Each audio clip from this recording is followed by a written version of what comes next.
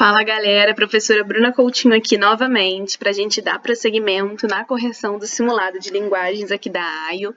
E aí a gente tinha parado na questão 16, então vamos agora para, ou melhor, paramos na questão 15, vamos agora para a questão 16, que diz o seguinte: percebe-se que a importância do acordo ortográfico para a língua portuguesa reside no seguinte fato: letra A, estabelecer uma única norma fonética e sintática para todos os países lusófonos, uniformizar a forma escrita do português para prestigiá-la como uma língua internacional de referência, eliminar todas as variações linguísticas existentes entre os países lusófonos, impor o português de Portugal como a única forma correta de escrita. A letra C e a letra D a gente já desconfia, né, porque elas vão muito de encontro ao que o Enem costuma propor como prova de linguagens, né? Uma fala sobre eliminar todas as variações linguísticas e, pelo contrário, o Enem é uma prova que supervaloriza as diferentes variações linguísticas, e a outra fala sobre impor português de Portugal como a única forma correta.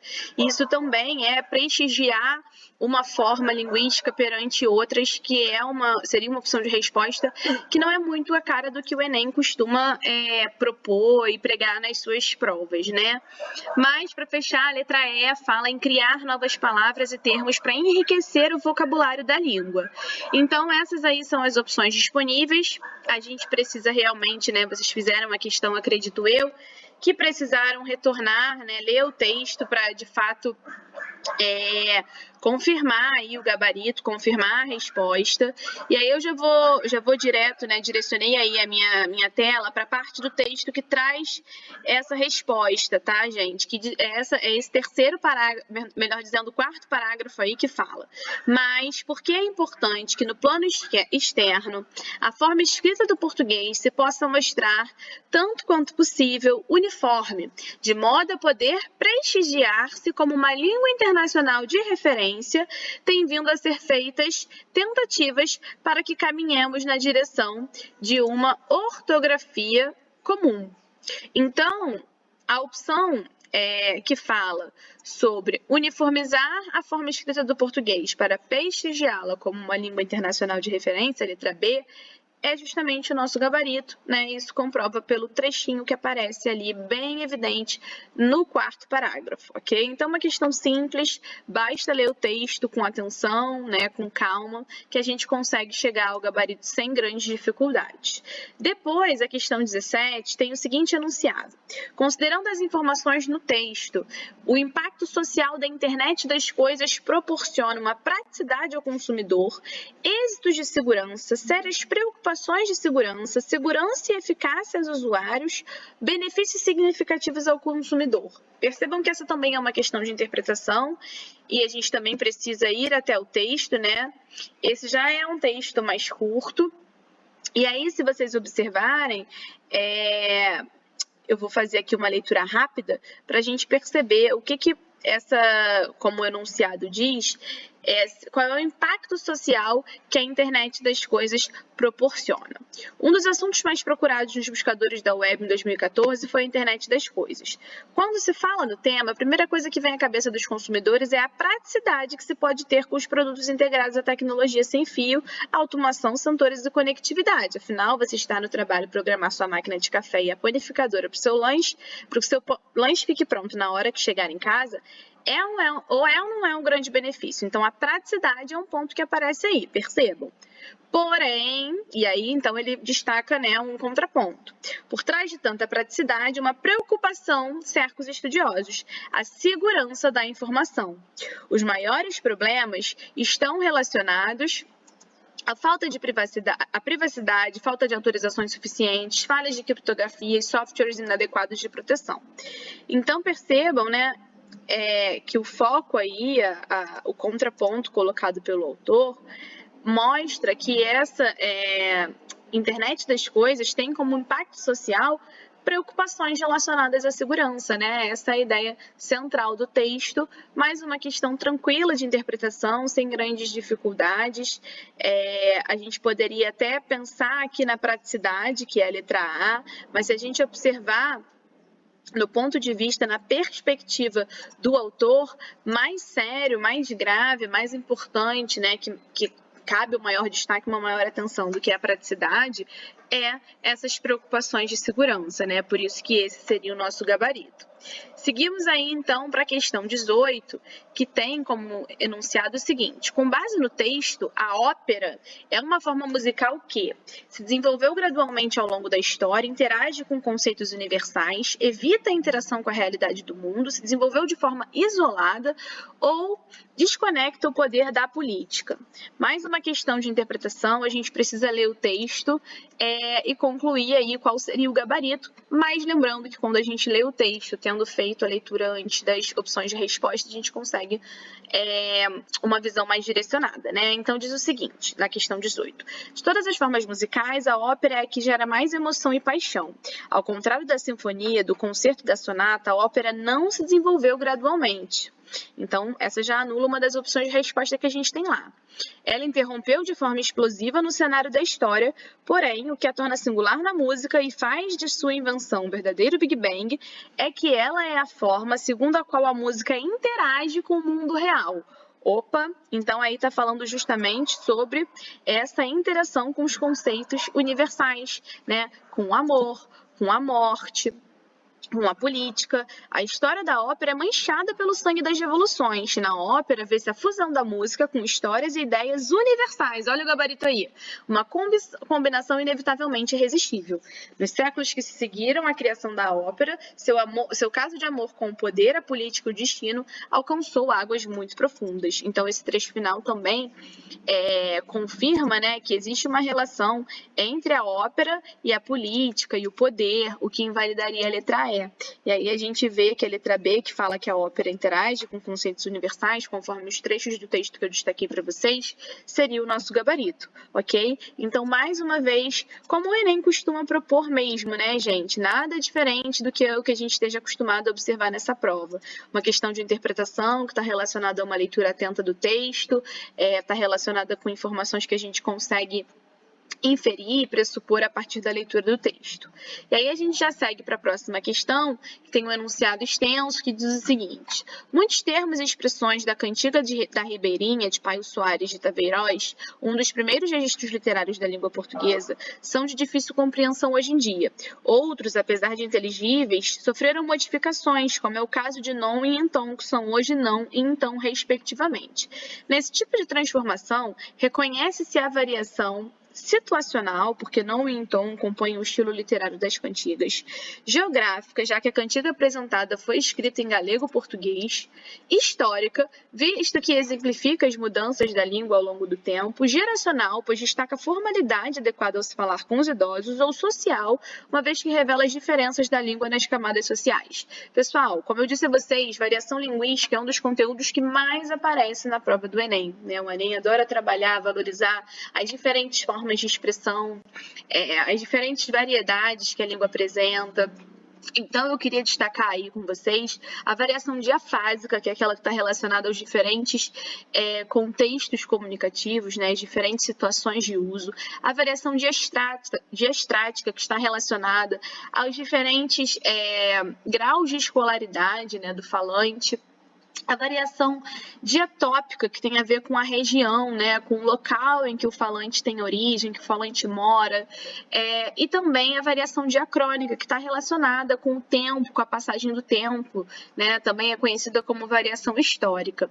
Se vocês perceberem, essa é uma questão que a gente nem precisa ler o texto, porque esse enunciado que eu disse a vocês que é mais extenso, ele já contextualiza, quando ele fala sobre termos que sofreram modificações e que eram de uma forma antigamente e hoje são de outra forma. Então, ao abordar essa mudança na língua com a passagem do tempo, a gente confirma o gabarito como sendo letra C, né? É uma variação histórica. Toda vez que a gente tem essas mudanças relacionadas a passagem do tempo, a gente tem essa variação conhecida como histórica ou diacrônica, né? Essas outras nomenclaturas que eu apresentei aqui para vocês, muitas vezes aparecem na prova do Enem, então vocês precisam conhecer, dominar também, ok?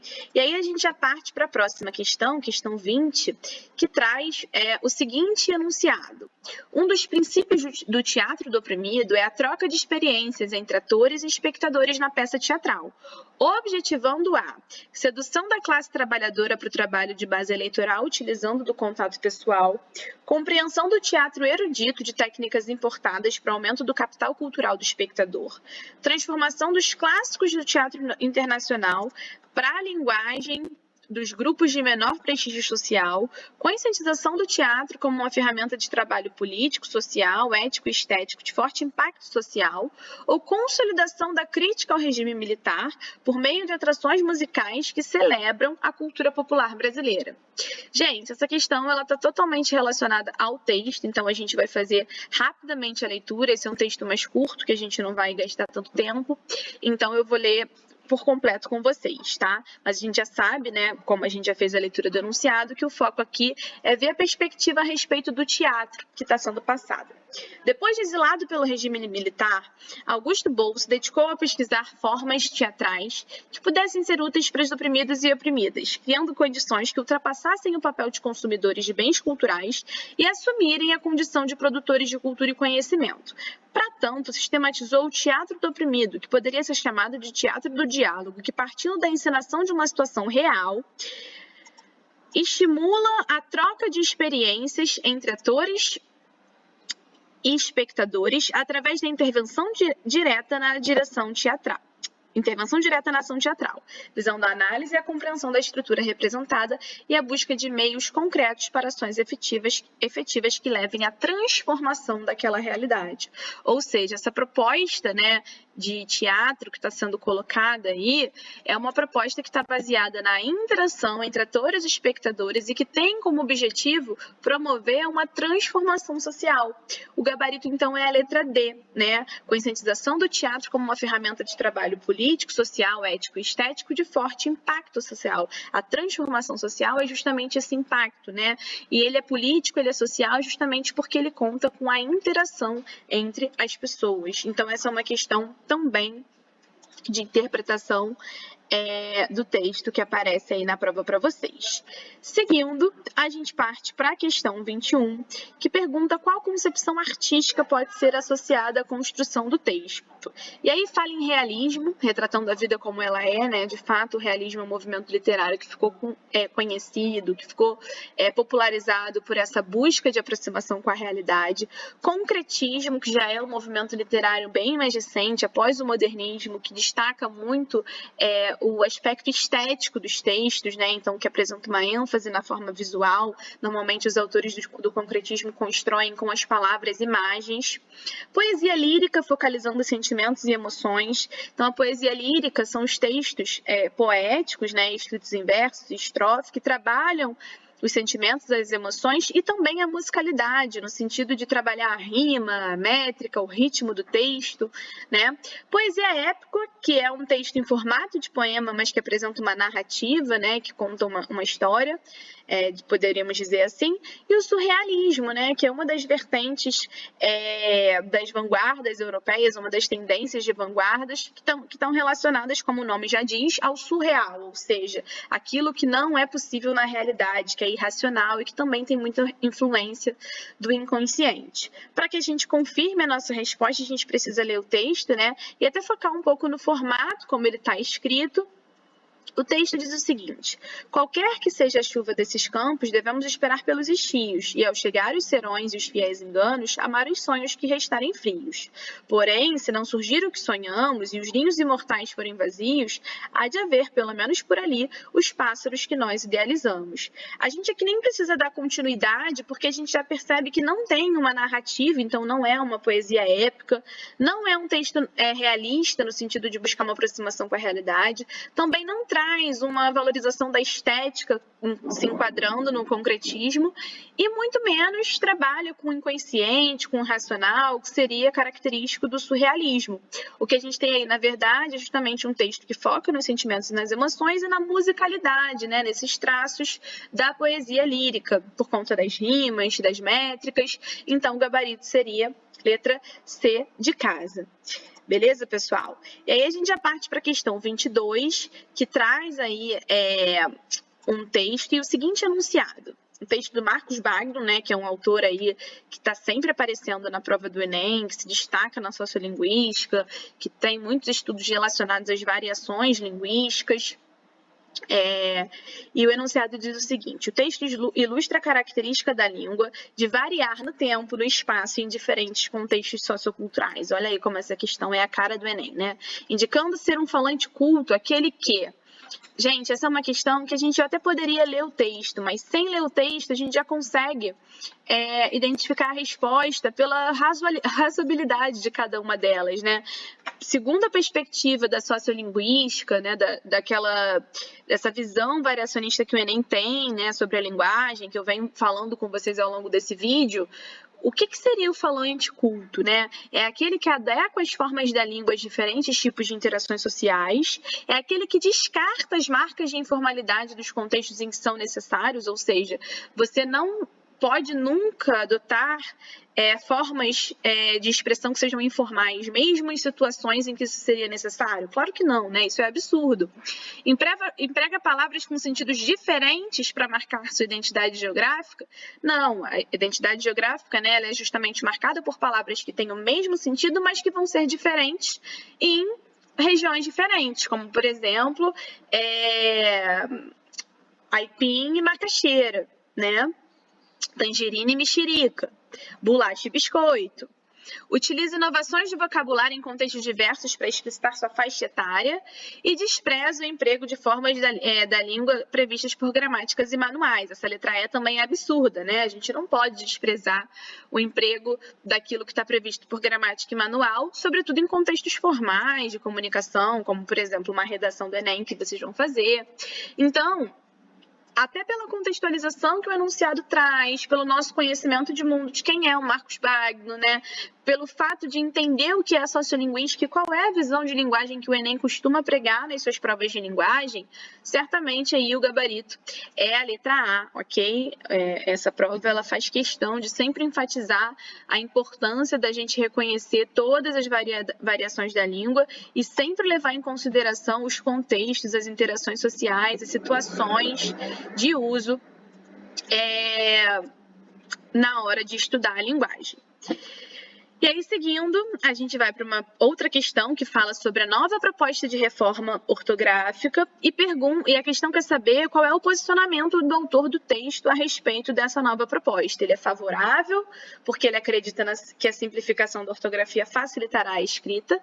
Ele é contrário, porque considera que a proposta não resolverá os problemas existentes na escrita. Ele é favorável porque não acredita que a reforma ortográfica terá impacto significativo na escrita. Essa resposta chega a ser contraditória, né? Se ele é favorável, ele acredita que vai ter um impacto.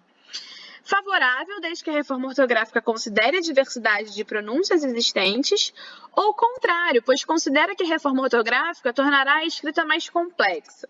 Isso é uma questão que a gente precisa ir lá no texto, fazer a leitura, né? Não tem muito para onde fugir. O que a gente pode fazer é ir direto para o parágrafo, para a parte do texto em que esse posicionamento do autor se evidencia, que é o terceiro parágrafo, que ele fala assim: ou seja, aí é como se fosse um resumindo, né? Uma conclusão. Uniformizar a grafia com base em uma análise fonológica não resolve o problema que se pretende resolver, porque se parte de duas hipóteses sem nenhum fundamento. Ou seja, gente, ele é contrário ou favorável? Ele é contrário, né? Ele está dizendo que isso não resolve. Que todos os falantes adotam a mesma pronúncia, que o único problema é a relação letra/fonema. Ou seja, se a gente retoma lá, né, as nossas opções de resposta, a gente já sabe que o gabarito é a letra B de bola, que diz que ele é contrário porque considera que essa proposta não resolverá os problemas existentes na escrita. Beleza?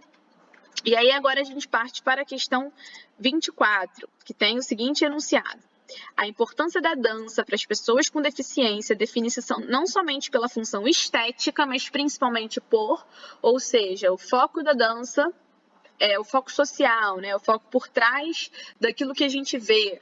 A essência da dança ela está relacionada a quê? A transformar o significado social de deficiência, destinar um espaço específico para os deficientes. Essa opção ela seria muito excludente, né? Bastante capacitista. a gente já desconfia dela como uma opção que está errada. Constatar as limitações impostas pela deficiência também é uma opção absurda, né? Preparar o público para a aceitação das deficiências, adaptar os movimentos de acordo com a deficiência. A gente já vê aí que algumas opções são totalmente descartáveis, né, porque trazem ideias absurdas, mas vamos ler o texto para confirmar o nosso gabarito. A dança para as pessoas com deficiência muitas vezes pode parecer estranha por ainda não haver uma familiaridade com esse tipo de expressão. Na medida em que essas pessoas possam produzir sentidos para um público mais amplo, é de se esperar que outras sensibilidades possam ser produzidas, o que até mesmo amplia as possibilidades estéticas da dança. Ou seja, vai além das possibilidades estéticas, como o enunciado fala. E aí vai estar a resposta. De um modo geral, a dança tem uma representatividade social, tem sentidos e ao mesmo tempo determina e gera outros sentidos para a dança e para a deficiência. Muitas pessoas com deficiência se reconhecem na dança, que tem sido uma possibilidade de se estar em sociedade. Ou seja, o texto fala sobre os novos sentidos que a dança é capaz de atribuir a deficiência. E a letra A fala em transformar o significado social de deficiência, que é basicamente a mesma coisa, né? Então, interpretando esse texto, lendo com calma e com atenção, a gente conclui, sem muitas dificuldades, que o gabarito é a letra A.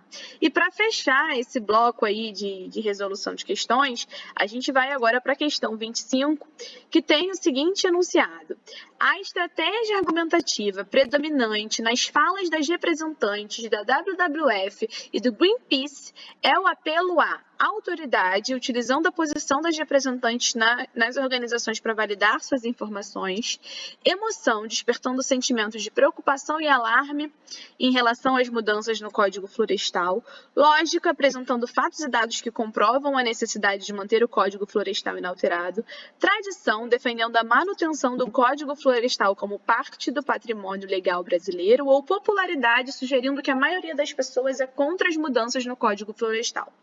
Pessoal, percebam que o enunciado dessa questão é um enunciado que aponta para estratégias argumentativas, né? E aí a gente sabe, por exemplo, que a emoção, a tradição, não são estratégias argumentativas. Agora, você se valer de um argumento de autoridade é uma estratégia argumentativa.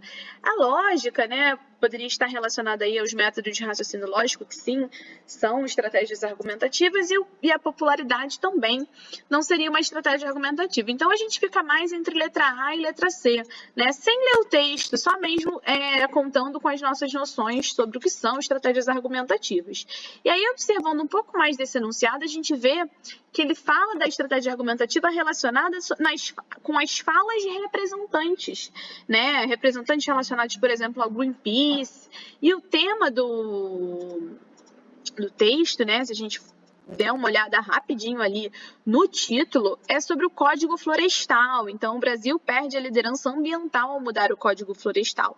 Então, faz sentido que o gabarito aqui nessa questão, acredito que vocês tenham lido o texto, né, e tenham confirmado isso, mas numa resolução aqui rápida, e até pensando numa estratégia de dia de prova, né, que às vezes a gente não tem tempo para ler textos tão longos, todos os textos da prova, a que mais faz sentido é a letra A, porque esses representantes seriam considerados autoridade no tema, né, o que dá credibilidade para a argumentação. O argumento de autoridade é uma estratégia argumentativa que garante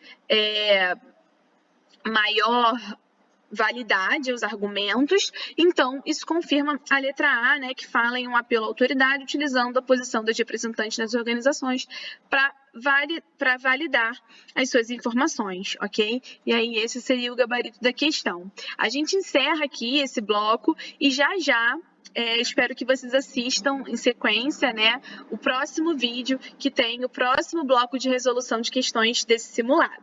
Um beijo e até daqui a pouco.